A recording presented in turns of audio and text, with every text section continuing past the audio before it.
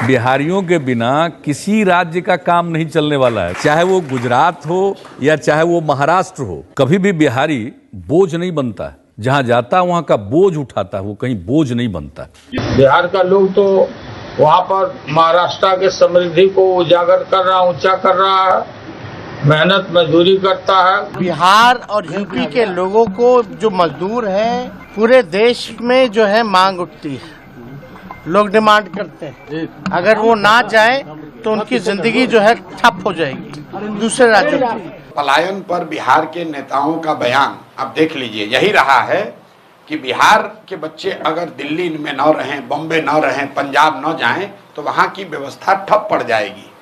ये पहली बार है, जबकि 3 साल पहले मैंने जनसुराज ने ये बात उठाई कि आपके हमारे बच्चे दिल्ली बॉम्बे में जाकर सब्जी का ठेला लगाते हैं या साफ सफाई का काम करते हैं, टेम्पो ऑटो चलाते हैं। ये कोई शान की बात नहीं है। देखिए, कोई भी काम करने में कोई शिकायत नहीं है, काम सब अच्छा है, लेकिन जो लोग मजबूरी में बिहार के बच्चे जाकर अगर बॉम्बे में सब्जी बेच रहे हैं या वहाँ पर झाड़ू लगा रहे हैं या वहाँ पर ऑटो रिक्शा चला रहे हैं, पंजाब के खेतों में जाकर मजदूर का काम कर रहे हैं, ये शान और गौरव की बात नहीं है। आप नीतीश कुमार का बयान देखिए, लालू जी का, तेजस्वी का बयान देखिए। ये लोग हमेशा यही कहते हैं कि बिहारियों की हर जगह डिमांड है।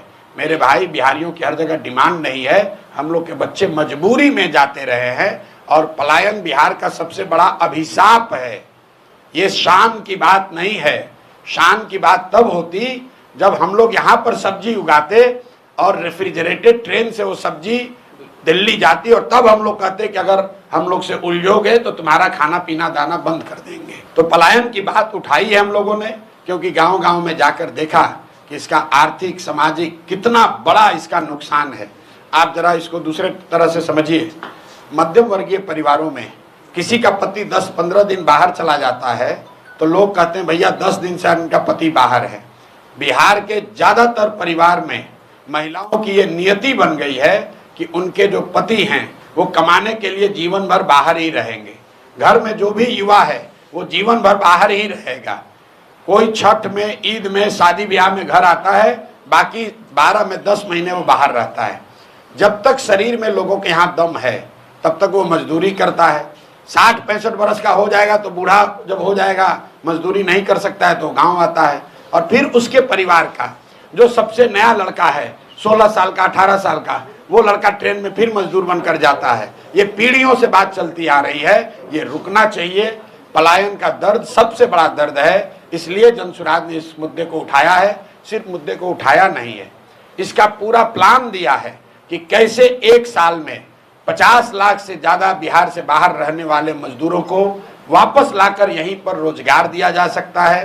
कल भी अभी सिवान में 15 मिनट तक मैंने इसको समझाया है। एक लाइन में आपको बता दूं, जनसुराज का जो मॉडल है कि जिस दिन बिहार से पूंजी का पलायन रुकेगा उसके बाद बुद्धि का पलायन रुकेगा, पूंजी और बुद्धि का पलायन रुकेगा तो श्रम का पलायन अपने आप रुक जाएगा।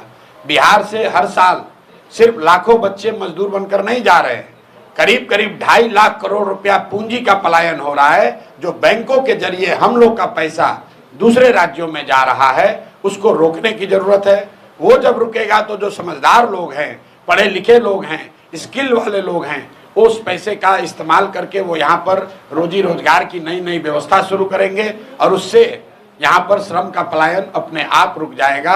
1 साल में जनसुराज का वादा है, 1 साल में किसी भी व्यक्ति को मजबूरी में, अंडरलाइन कर रहे हैं, मजबूरी में, स्वेच्छा से जाना चाहते हैं जाइए, लेकिन मजबूरी में अपने बच्चों का पेट भरने के लिए हरियाणा, पंजाब, दिल्ली, बॉम्बे जाने की जरूरत नहीं पड़ेगी।